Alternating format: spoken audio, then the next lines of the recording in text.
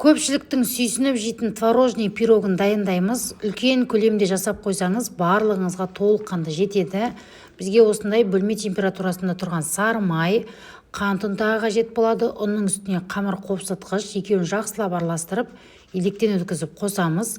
Мен мына жерде Петропавл қаймағын пайдаланып жатырмын. Біраз қасық қосамын.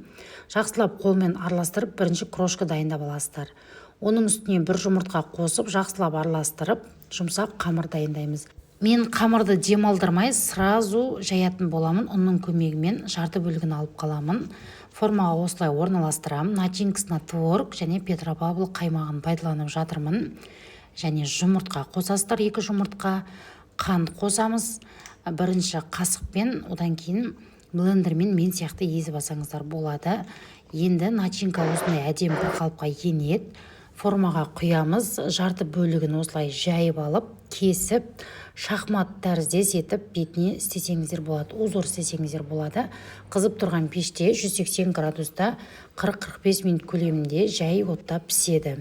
Жылдамдығын кішкене жайға қойыңыздар, осындай керемет болып дайын болады қыздар. Жасап көріңіздер, парақшам пайдалы, тіркеліп алуды ұмытпаңыздар.